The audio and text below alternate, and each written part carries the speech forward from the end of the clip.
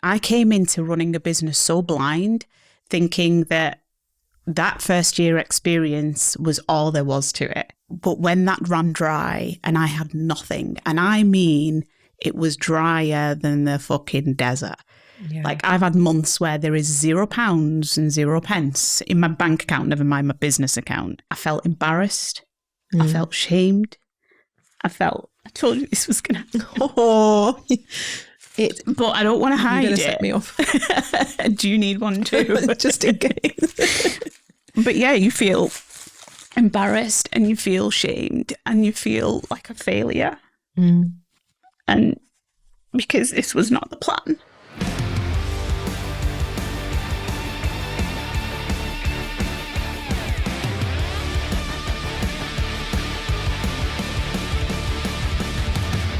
Hi, Taq. Hi, Leah. This feels weird because we actually know each other. I know, yeah. I was just saying before that this feels like a kitchen island conversation with mics. That's usually where we are with around pastries. Your kitchen island. Around my kitchen island. Well, welcome to the Holt Survival Guide for Small Businesses. Thanks for having me. I want to sort of give a bit of a trigger warning before this. Not really a trigger warning, but things could get raw and emotional with this one. I wanted to invite you on the podcast and you've very graciously accepted because I know that last year in business was, let's not sugarcoat it, a shit show for you. Yeah. The year before wasn't. It was unreal. And one of the things I don't think we hear enough is the real raw truth about when times are not good. There's so much shame around it and it's not something to be ashamed of. You know that. Yeah. But it's something that is shrouded in mystery and feels shameful because we don't talk about it enough. Yeah. And I know you well enough to know that you are willing and you know how valuable it can be to hear the truth. Yes. So why don't you take us back to the beginning of 2024? Okay. And what was 2024 like for you? Okay. And tell us what you do as well, because that will help. Okay. Well, okay. So I'll introduce myself first. We'll get the pleasantries out of the way. You host it, Jesus Christ. So, because by the end of this, you might actually not be interested at all in who I am. So we'll get the pleasantries out of the way. So yeah, my name's Taq. I am a recruitment strategist, owner of Centric Consultancy. So I go into businesses and I help them improve the way that they attract, hire and retain talent without using recruitment agencies. So my USP is that I'm not a hiring agency. I'm not a recruitment agency. I effectively go into businesses and create processes and systems and procedures that help hiring managers or whoever's managing the process to manage it in a sustainable way where they don't have to rely and depend on agencies. So you help companies that don't like to work with agencies avoid working with agencies? Yes. Yeah.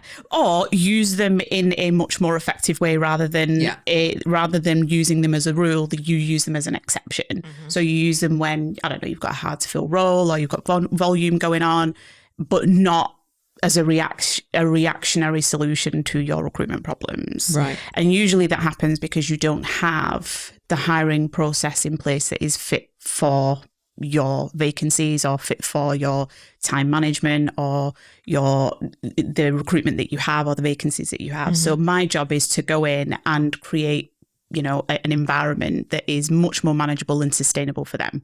And it saves them money, which is the biggest thing. It saves them a hell of a lot of money.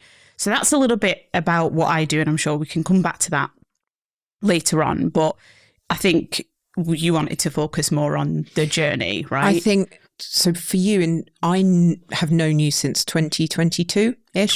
21, my gosh. June, July 21 is when we first met. My goodness. And I saw you in your sort of, when you first left the job that you were doing and took Centric Consultancy full time. Yeah.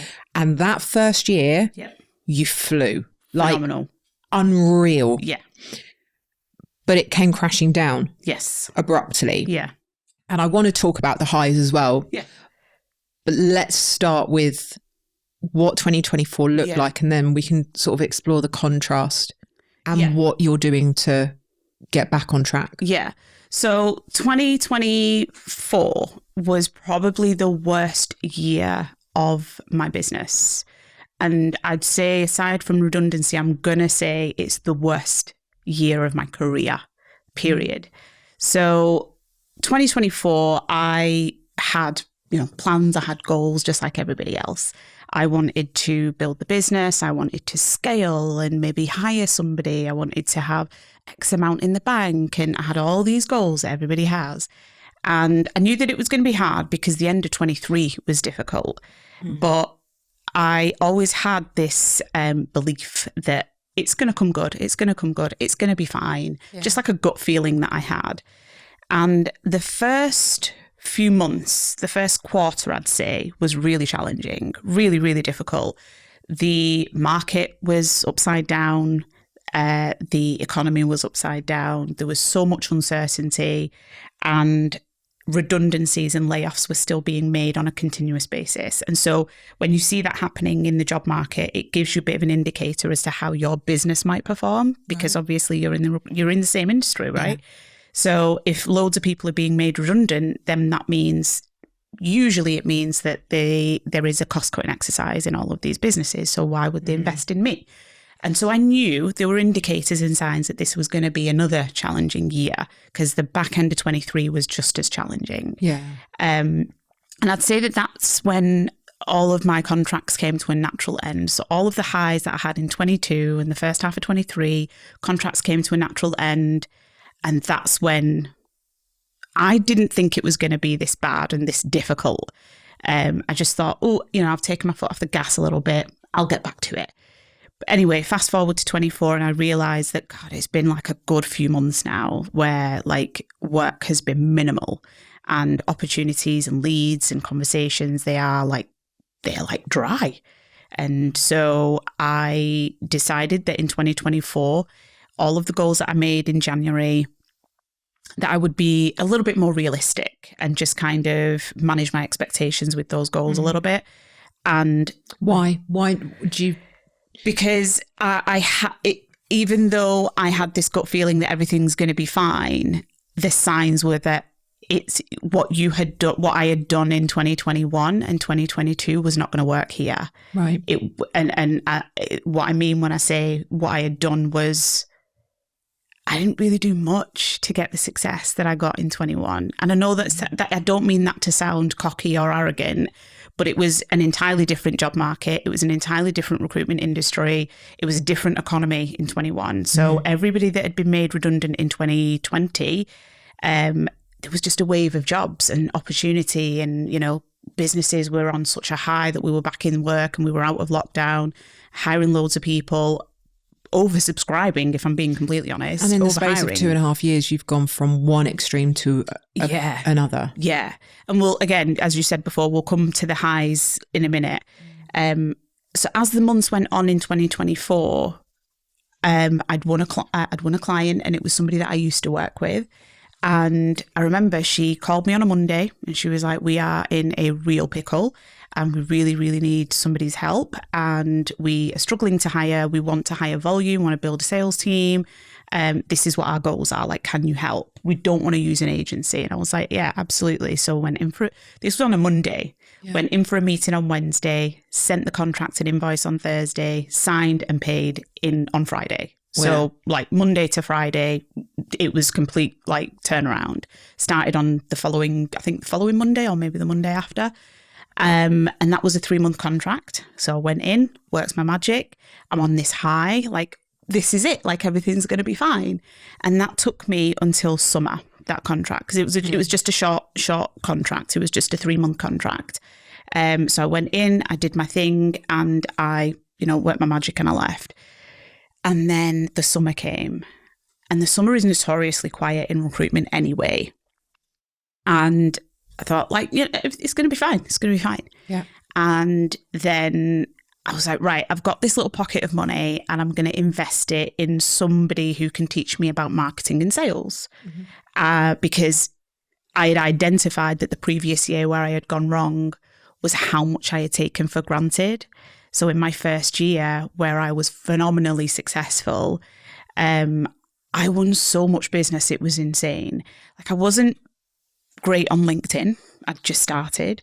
I got a lot of work through referrals and recommendations from people that I used to work with who have also been redundant and gone their separate ways. Some people, don't get me wrong, a lot of work came through LinkedIn as well, people that I'd never met before. So some of it was off the back of my content and building a network and all of the good stuff that we should be doing. But that first year, I think honestly, if I'm being really honest, I got a little bit cocksure of myself because it's understandable though. That's not, when we ride a high for the first few years, we can get a bit too confident and a bit too blasé. Yeah. And so I think in my mind, the way my mind had processed this success was that I could just duplicate that in 2023, 24. Yeah. Like, I just need to do what I was doing in 22, just 20, chuck a few posts 21, out 22. Chuck a few posts out, connect with a few people. I wasn't networking. I wasn't going to events. I wasn't face to face with anyone. I wasn't starting, if I'm being really honest, I wasn't marketing the business.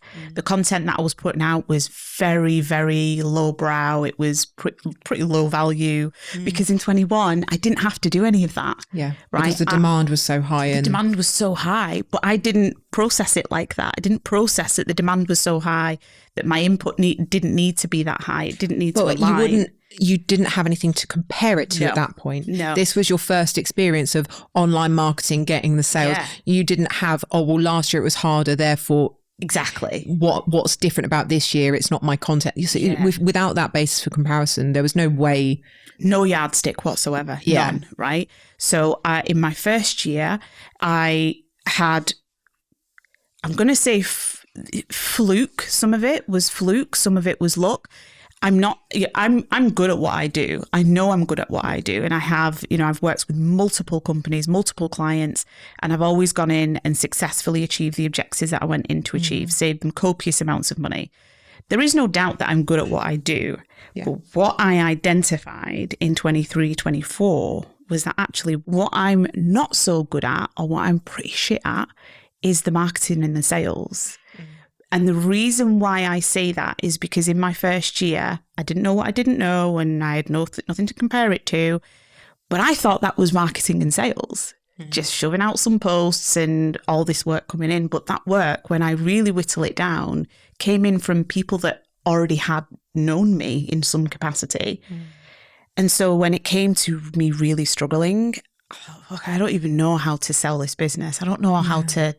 Like, I can talk about what I do and I can write content because I'd been doing it for several years by this point in 24, but I don't know how to market this business. I don't know how to get people to connect with me. It's the people that don't know anything about you yet that you could help. Ideal clients. You're going totally cold with no previous reputation to that person at all. That's the tough part. Yeah. Right? And the following that I'd created prior to that was probably more on a personal basis, right? Getting to know me as a person, because the content was I'm such an unserious person, right? That the content that I'd put out wasn't really in relation to work a great deal because I didn't need to. Yeah. And so I took it for granted. And that's the responsibility that I take. I take full responsibility and accountability that marketing and sales wasn't my strong point. I didn't learn it. I didn't know that I needed to learn it, but I also didn't do my research. I came into running a business so blind, thinking that first year experience was all there was to it, right? But when that ran dry and I had nothing, and I mean, it was drier than the fucking desert. Yeah. Like, I've had months where there is £0 and 0 pence in my account, in my bank account, never mind my business account. How have you maintained because I know that you're incredibly good at what you do. That's never in question in my head. And anyone who's ever worked with you has nothing but wonderful things to say about how much you've saved them, how great you've been and to work with as an experience, not just the service you provide. Yeah. How have you managed to keep your head on with that and remind yourself that it's not what you do that you're shit at, it's all of the other bits that you just haven't honed your skills and learned yet? Because we all go into business almost every single person that I speak to who is a business owner, we start a business because we're good at a thing, but we don't know all the other things. Yeah. You know, that we have to wear so many different hats. And when we start at the beginning, we don't have people to outsource to. No. And it's more often than not, it's not the service that you're not good at. It's all of the other bits. It's the practical side of running a business. But how did you stay focused on the fact that it wasn't you and what you do that was to blame? It was your sort of lack of experience or naivety in the other areas.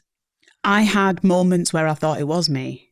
Yeah. I had real crisis moments where I thought, you're not as good as you think you are. No matter what anybody else tells you, no matter what anybody else says, no matter what reviews you get or recommendations, doesn't even matter what people tell you. If you were good at what you did, you wouldn't be in this position. So you can't be as good as you think you are, or never mind what anybody else says. Those crisis conversations I've had numerous times with myself, that maybe you're just not cut out for this. You hear it all the time when people say that not everybody is good at business. And I thought, maybe you're one of those people where the first year was a fluke. You cannot replicate that. You cannot duplicate it. It was a fluke. That's gone, because if you were any good, you could make it.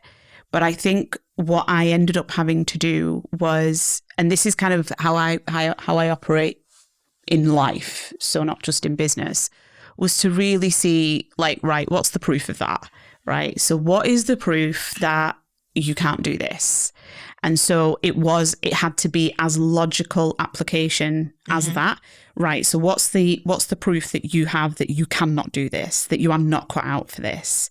And then what is the proof what is the opposite? And the list far outweighed, because I had all these ideas. I knew where I had gone wrong. I knew that I had taken my eye off the ball when it came to marketing. I took my eye off the ball when it came to sales. I thought I could fudge it because I did it once before and I made copious amounts of money. You can do that again. So the arrogance, I needed to kind of be humbled. And I think you have to be really honest with yourself, because if you're just going to say, oh, it's the economy, oh, it's the market, it is to an extent, it is. But there's many other recruiters out there who are super successful, who are in the same economy and they're in the same job market, but they're super successful. So you have to take accountability, and it's really having a word with yourself and being really honest with yourself. And I think in business, if you are not capable of being honest with yourself, never mind other people, then you will always be trying to figure out who is to blame, what is to blame. And it's really, more often than not, it's none of those things. It's actually something where you've fallen short. Yeah. And it's a skill that you need to improve. It's not the end of the world. It's a skill you need to improve. And I did that. It took me June, July of 24 to realise the thing that you're not good at is what has failed this business so far in the last year and a half. And that is your marketing, that is your sales, that is your content that's your content strategy, it's your approach, it's your mindset. Because I just kept thinking, it's going to come good. It's going to come, everything's going to be fine. This delusional state of mind. Head in the sand. Yeah. And it's all of these things that I was responsible for and I had to change.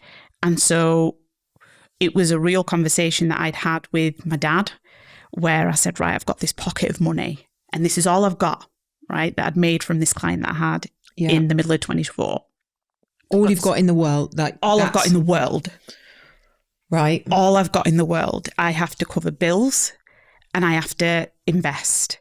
I have two choices. And I said to my dad, this is literally the conversation that I had with my dad on the dining room table.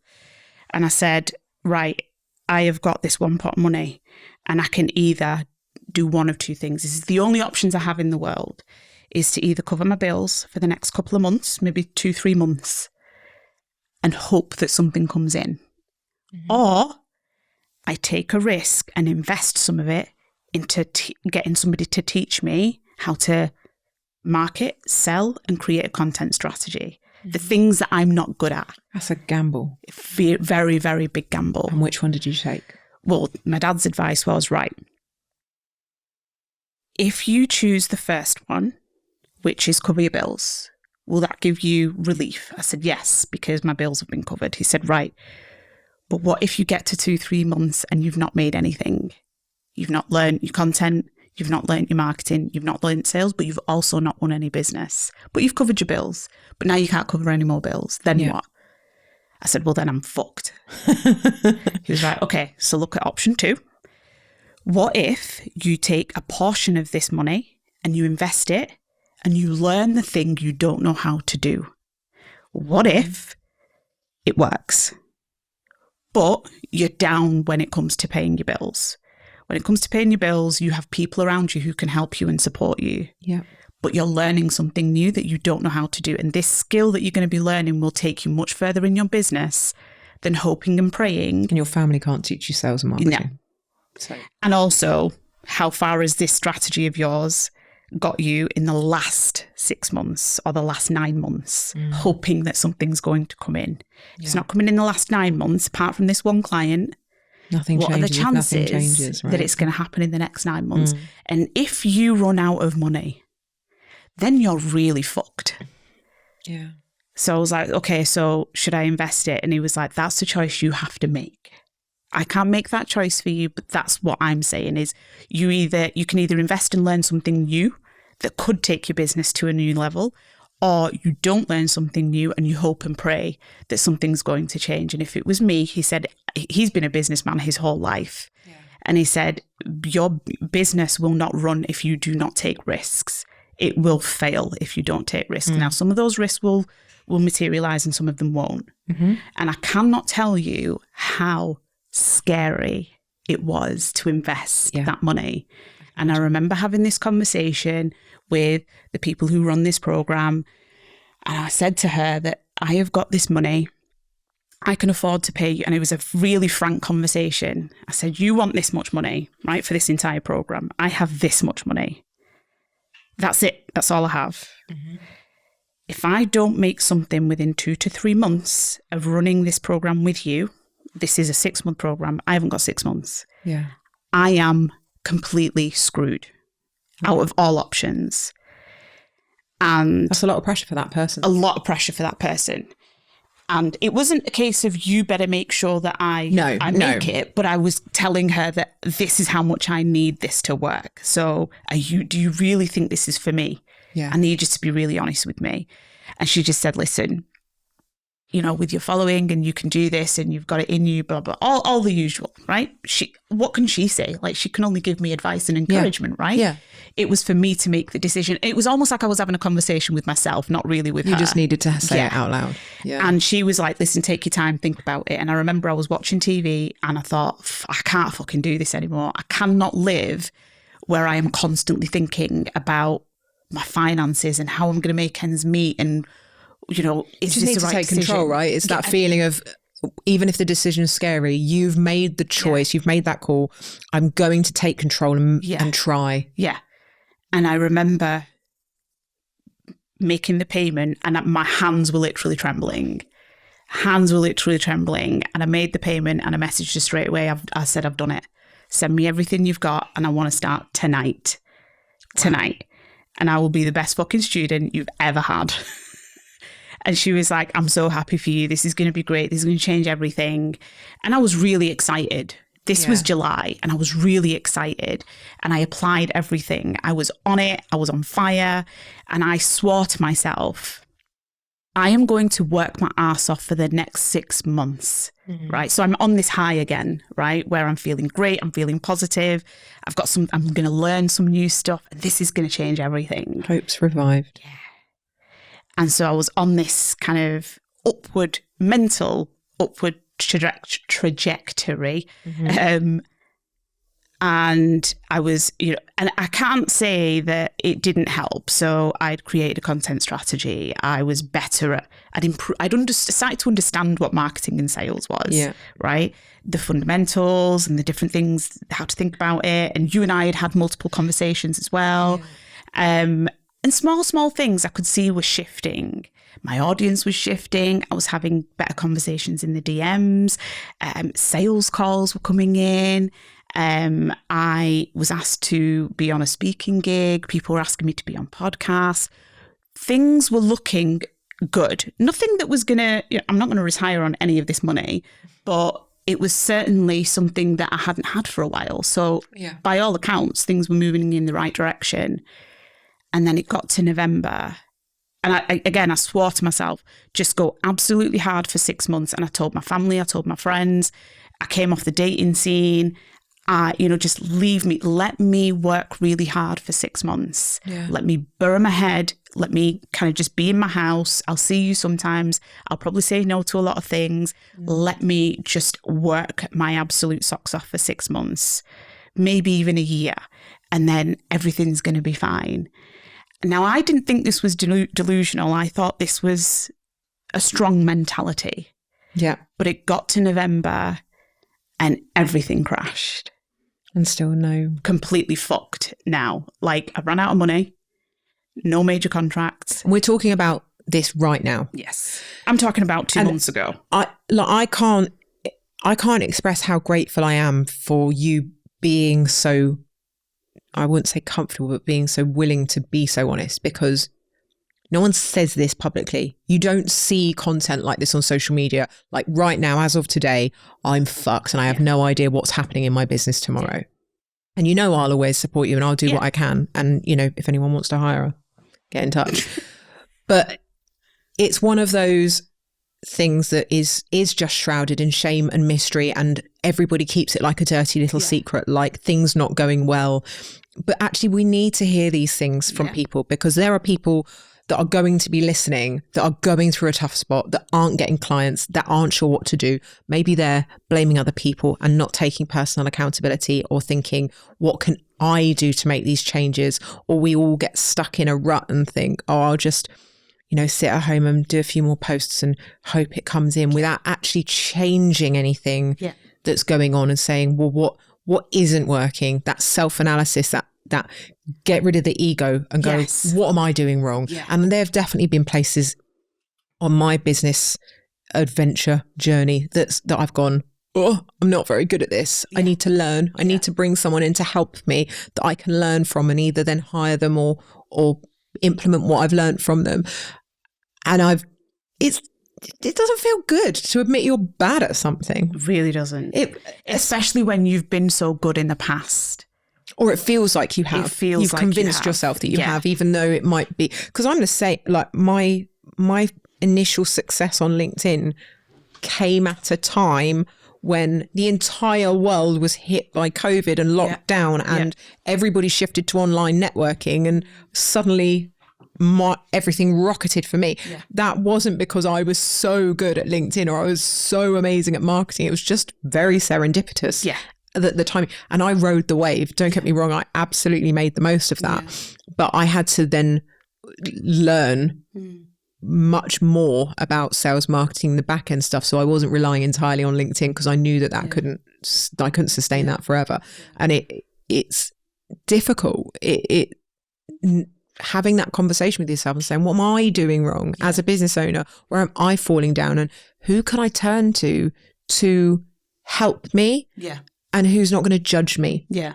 Because you feel like the whole world is judging you and you feel a bit foolish, right? Because you go into it with such hope and I'm leaving a job and starting a business. Everybody knows, your family and friends are probably a little bit like, oh, are you sure? Yeah. You sure this is a good idea? And you're like, yeah, I'm going to smash it. It's going to be amazing. I'm going to have all this flexibility. I'm going to be in control of my own destiny. And then it all goes wrong. Yeah. And it proper feels like tail between your legs. Wow. It's a real reality check. Yeah. It's definitely the most humbling reality check I've ever experienced in my life. And I'm still going through it now. I need to quickly interrupt our chat to tell you about our brilliant sponsor. Running your own business takes courage, dedication, and hard work. And that's why over 100,000 small businesses and freelancers count on Kudos to protect what matters most. From professional indemnity and public liability to personal accident and income protection coverage, you'll only pay for the protection your business actually needs, with no unnecessary extras. In a world of rising prices, Kudos has kept premiums steady for 8 years running. Plus, with their price match guarantee, you'll always get the best value without compromising on quality or service. Kudos understands that your business is more than just your work. It's your passion, your livelihood, and your future. Their policies and award-winning service are designed to give you complete peace of mind so you can focus on what you do best, running your business. Head to kudoscontractor.com to learn more and use code LEA10 at checkout to get 10% off your first policy, subject to eligibility. Now, back to the conversation. Did you find yourself avoiding people in your family and your friends because you didn't want to have conversations about this? Yeah. Because everyone. Towards the end of last year, I felt embarrassed. I felt shamed. I told you this was going to happen. Oh, but I don't want to hide You're it. gonna set me off. Do you need one too? Just in case. But yeah, you feel embarrassed and you feel shamed and you feel like a failure. And because this is not, this was not the plan. And I know that I can do it. I know I can. I know you can. Like, anyone who's ever given you a chance and worked with you, giving you a chance, had the chance to work with you, because, the feedback, the results that you get are unreal. But to feel that, because it's not been rejection once, it's been constant rejection over the last year because of the industry, because of the economy. But to constantly feel that rejection and feeling like it's because you had such hope in your, that gut feeling that you were riding on, that it was like, it will all come right, it will all come right. Yeah. And there have now been times where you've been out applying for jobs. Yeah. Like we've said before this, and I hope it's okay for me to say, you were applying for jobs in the Trafford Centre in Manchester, in retail jobs. A matter of weeks ago. Yeah. Now, part of that is it's not only because of my financial situation or whatever, but also because I just thought, I'm exhausted. I was burnt out in November.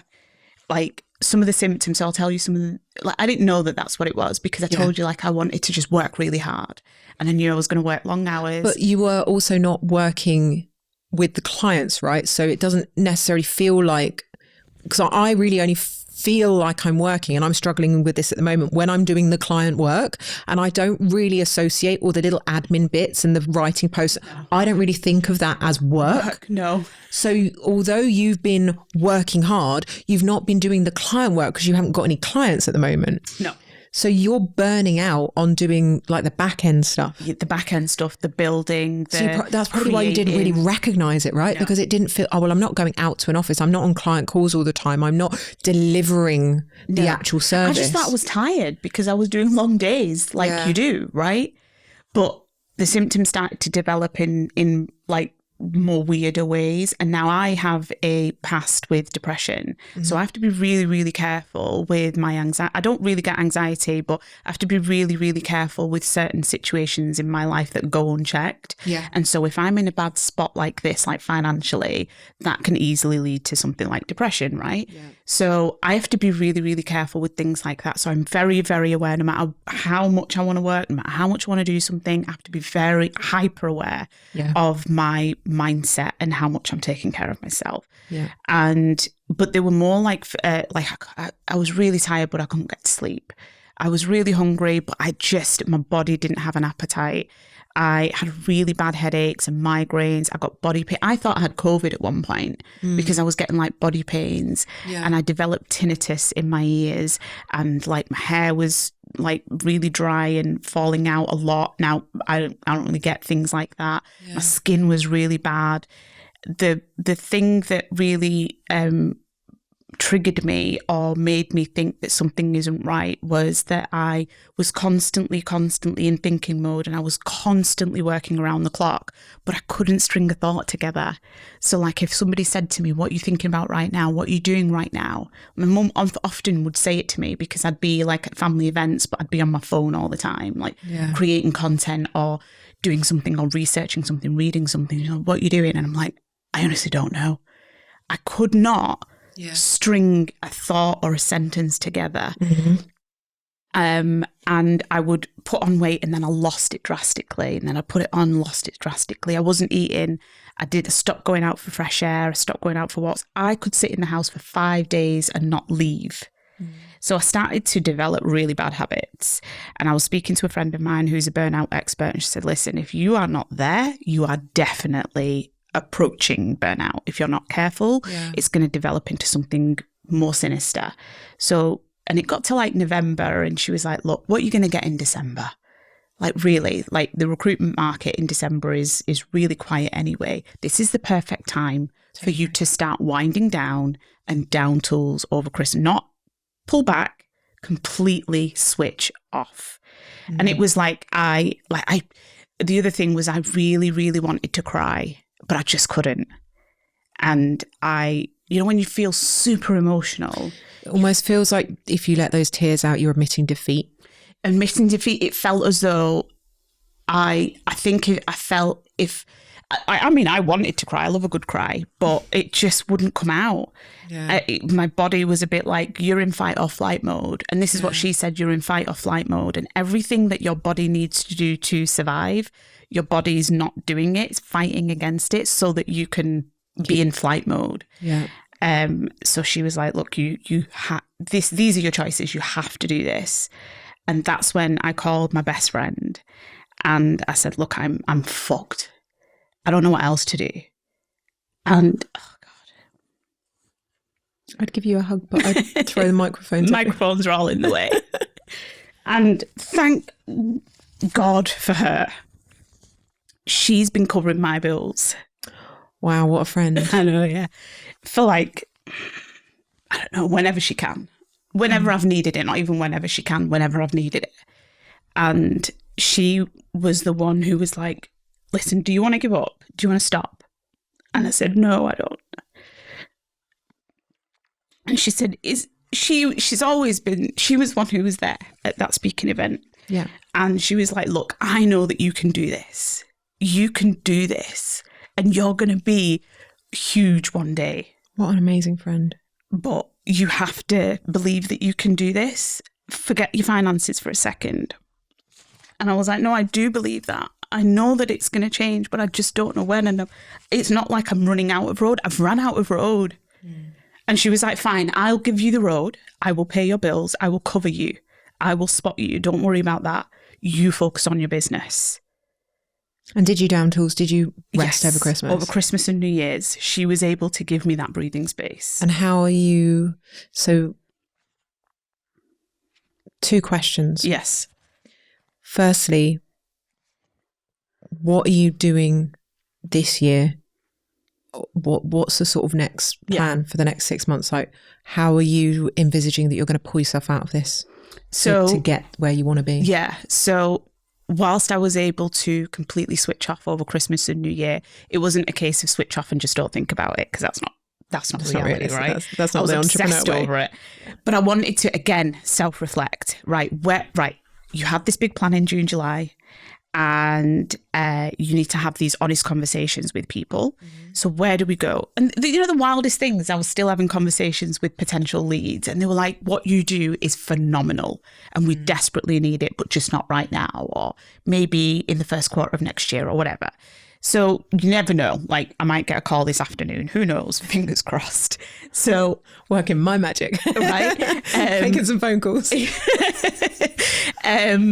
But yeah, over Christmas and New Year, taking that time out and spending it with my family, who I've not spent time with for so long, filling that cup in all the ways that I love, which is just laughter, food, cheese, Iron brew. But that gave me the space to think about where I'd gone wrong in the last 6 months. Right. And probably not seeing them and filling your cup up is one of those things. Is one of those things. And I remember having a conversation with one of my other best friends who I kept saying no to, and I kept missing text messages and whatnot. I had to apologise to so many friends and say, I'm really sorry for being such a shit friend in the last year, because I was just so burrowed into my business that I thought would have exploded by now. And I'm going to do better next year. And they were all so amazing. And they were like, listen, it's fine, but yeah, you need to do better. But the thing that I realized was my work style was bad, right? So I developed a lot of bad habits that I thought meant I was a really hardworking, successful businesswoman, right? Just work fucking 18 hours a day, don't sleep, and if everything the hustle bros tell us to do, right? Everything the hustle, absolute hustle porn, right? I realized that my work style was so bad. And that's the thing I need to change. No goals, no resolutions, none of that shit. I'm going to change my work style. And it's small things like clear your calendar of the shit you don't need, right? Clear your emails of the shit you don't need. Unsubscribe to all the fucking newsletters, right? Because I come in and I see like 33 emails and I'm like, yes, is there going to be something in there for me? And it's just delete. And it's such a demoralizing feeling. And it's these small things that start to chip away at your mindset that you don't even realize. And then it's the day-to-day things of really, what do you want to talk about with your content, right? Get out of LinkedIn, because LinkedIn is my obsession. It's so unhealthy for me. You're worse than I am. It's such an obsessive relationship that I have. It's a toxic relationship, but I love it, right? Because I've grown to love the people that are on there as well. And the people that, we wouldn't even know each other if it wasn't for that. And I wouldn't have the success that I have had, and I don't want to take away from the success that I've had. And I don't want to take away from the good things that happened in 24. That was the other thing that I learned in Christmas and New Year, was so many great things happened in 2024 that you cannot discount those things because it's been rough. And so really having that conversation with myself of, right, praise yourself for the things that went right. Give yourself a bit of a pat on the back here. You have rode this wave and you have not given up and you haven't crumbled into a mess and sitting in the corner. And you should be commended for that, because it would and does break a lot of people. Yes. Yeah. You've created so much strength and mental resilience in the last year from what you've gone through. And it does, you could liken it to making it through a gauntlet of fire or something like, but Absolutely. You've made it to the other end. And hopefully the coming year will be a lot kinder, but whatever it throws at you, you're way more equipped to deal with it. Yeah. So if you were to go back, or if you were to have a conversation with Taq at the beginning of, say, 2023, when things were still going pretty well, when she was maybe a little bit cocky, maybe a little bit overly confident, what would you say to her now that would potentially have avoided this situation by putting stronger processes, whatever it might have been? What would you have done differently, or what would you say to her to make sure that maybe 2024 wasn't the self-confessed shit show that it was? I would say learn all the things you think you know or you don't know. Ask somebody, what do I need to put in place? So I always say, don't ask for advice or take advice from somebody who isn't where you want to be. Right. So it's a mentor to maybe spot the gaps in your knowledge. Or, asking people who are in a successful spot and really ask them, what is it that I need to learn? Do your own research. Like, there's a lot of information out there. If I had learned, and I always say this, if I had learned marketing and sales from the beginning, I don't know where I would be, because the amount that I've learned in 2024 from the investments that I've made and from learning from other people and really kind of defining and redefining my content strategy has really taught me a lot. And I just think the little bit of movement that I did have in the last few months, and even though it's still really tricky right now, and even though, things haven't turned around, great things have happened. Yeah. And I just think, if they had happened, if I was where I am now back then, I can't imagine where I should be now, So if I would say learn marketing, learn sales, learn content, learn it, because other than doing your group session in 2021 when you used to cost like £300, that's all I learned. Yeah. That's all I had, which was great. That got you the clients. That got me going, right? And but there was so much more to learn about systems, processes, automation, things that are going to make your life easy, things that are going to make your business easier to run, but that much more effective, things that are going to be easier for you to get clients. And see, this is exactly what you've said is the entire reason I started the membership community, is because there are huge gaps in people's knowledge, but at the beginning of the business, you just don't have the finances to pay for all of the people that you need to learn from, or the You don't even know what need. those gaps are. Exactly. I was like, I had no automation. idea. I didn't even know what automation was. Yeah, I was like, just write everything down. I was sending all of my invoices manually. I was like, there's got to be an easier way. Like, I'm sending out all of these invoices for my digital course manually. Surely there's a way for them to be easier. And I didn't even know what Zapier was. I had no idea what automation was. And I found it. I was like, it was like a beam of sunlight coming from the clouds. Like, oh my God, but just think, amazing. I'm only learning it now. Yeah. And I'm 3.5 years into business. Yeah, it's crazy. I'm so behind on this knowledge and all of the things that could have made my life easier. So yeah, if I could say something to, Taq in 21, 22, I'd be like, whilst you're riding this wave, this high wave, and it was honestly, Leah, it was the best year. I was there for it. I remember, yeah. The amount of money that I'd made, the connections, she came over with luxury pastries. Absolutely. Now it's Lidl. It's not even that. It's just empty-handed now. I wish that I had made those investments when I had all the money, all the opportunities coming my way. And made time to learn them because you were so busy serving your clients that you were run off your feet serving the clients. I didn't even think I needed to learn anything. That's how kind of cocky I'd gotten. Yeah. Or I don't know if I say cocky loosely because I think there's an element of I just didn't know what I didn't know. Yeah. And I thought that this was all there was. You just need to put out a piece of content and the business will come in. And I think this sort of rounds it off quite nicely because this is exactly why hearing people having these conversations is so important, because there could well be somebody listening to this that is very much riding the high like you were, that has no idea what their blind spots are and is enjoying success because of serendipitous timing, a particularly in-demand skill that people need right now. But in a year's time, in 2 years' time, they might find that it all does come crashing down and the processes, the education that they're missing out on is going to become a huge issue. Yeah. And I do hope that there are people listening that relate to this and go, do you know what? It's about time I actually put these things in place. Yeah. And this is why I wanted to, like, when you and I talked about, like, look, how deep can we go? And I was like, ask me anything. Nothing is off the table. And it's not because, woe is me and I want to, get people's sympathy. It's not about that. I even I wrote a piece of content, and I did think to myself, like, if you post this, you could be doing yourself out of business here because people are going to think she's just fragile fucking flower that we don't want to get You're involved the with. least fragile person I know.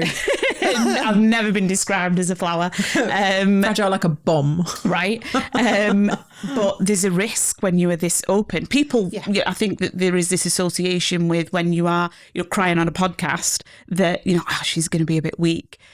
To be honest with you, this is the reality of running a business. And it's not weak, it's strong. Yeah. To be able to be so raw and honest, it shows a kind of strength that why would anyone not want to hire you for that?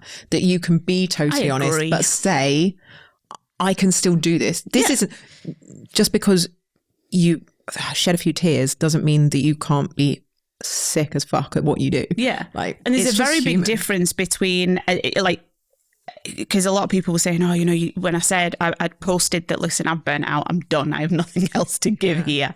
And this is what it looks like. And the only reason why I'm sharing it is because there are people out there who are going through the same thing, and either they don't know it or they're burying their heads in the sand just the same way that I did, or they need support and don't even know they need support exactly the same way. So I'm only sharing it because you needed to see it. Yeah. It might have helped you if you'd have seen someone be that honest pop up on your social media 6 months before. Yeah. It may have saved you. Yeah. So you're just being the person you needed 6 months ago. It's all those months ago. And, the amount of people that came into my private messages that had said, I'm going through the same thing, or I know exactly how you feel, or this is my experience, because they can't publicly say it for whatever reason, was quite sad to read, that people are going through something like this on their own. Yeah. And it can feel like that. But I do want to make that distinction that this has got, when you have this kind of experience, whether it's burnout, whether it is this kind of experience in business, because I only burnt out in the last 4 or 5 months of 2024. Other than that, it was just trying times in business. this has nothing to do with my capability of running a business or being a recruitment strategist, right? This was I'm just going to say it, a really poor work style and a huge lack of knowledge in certain areas of running a business. This doesn't take away. So if anybody is listening to this or watching this and thinking, oh my God, what does this mean for me? It doesn't mean that you're incapable of doing your job. It doesn't lessen your skill. Owning up to this and having this reflection or this kind of ego check just means that you've got changes to make in your work style and how you work. I'm not saying that business is for everyone. There are some people who you probably do need to have that conversation with, but there is a very big distinction in kind of your business not going well, and it's because of what you do and your ability to do it. And there is no evidence with me. There is no evidence of that. I told you before that I was checking for evidence. There is no evidence of that. You know, people are constantly telling me like, this is a great idea. I really need it. Check in with me in January, the usual shit. And then there's people that will actually pay me for my services. But then, you know, you have to make changes. Yeah. So if anybody is listening to this, and this is why I wanted to be honest, and I warned you that I might get emotional because I'm still going through it. Yeah. And that's what makes it so unique is this isn't this happened 10 years ago and this is how I dealt with it. This is happening now. This is very existential right now. This is existential crisis. And who knows, like, you know, in 6 months, I might have a very different story to tell. I have every faith that you will have a very different story to tell in 6 months. I really, really hope so. I've never doubted you, and I'm, you know, I will always be a cheerleader for you. And I do hope that something can come off the back of this podcast, whether that's people listening or, you know, people who need their recruitments sorted. I need the luxury pastries again, guys, please. I know, I'm not a basket case. I'm still, in some areas of my life. No, I'm going to, 2024 is the year where I'm going to be making changes for my, 2025. I can't even get a year right. 2025 is going to be the year where I make huge changes to the way that I work and the way I run my life, because that has a lot to do with how I show up at work. So, you know, coming in today, you know, putting on a face of makeup and getting dressed, you know, these things I wasn't doing a few months ago. Yeah. And so even when I'm working from home, since the beginning of this year, it's only been a couple of weeks, but, you know, every day I'm putting on a face of makeup, even if I've got no meetings. But it's about making those steps that, you know, make you feel good. Yes. It's because I hate putting on makeup, but I like the experience. I feel like I'm ready for the day. It just puts me in a slightly different mindset than putting my leggings and my hoodie and scraping my hair back that hasn't been blow dried in 3 months.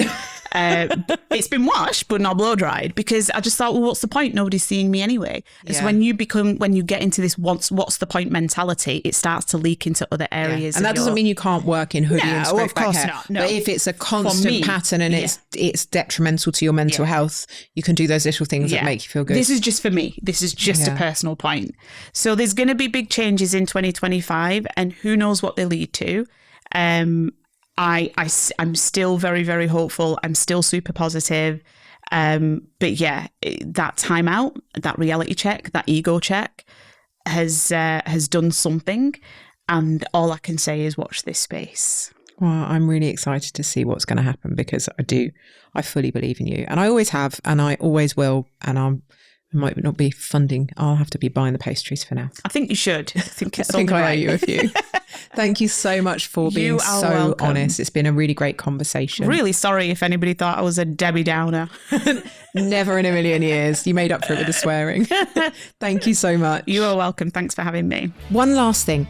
Supporting small business owners is my biggest passion, and that's what my membership community, The Holt, is all about. Inside The Holt are more than 150 masterclasses from experts in every business skill you could ever want, and we add more every single month. There are also sales clinics, tech clinics, wellbeing support and advice, and discounts on a huge range of software and services. But it's so much more than just trainings and resources.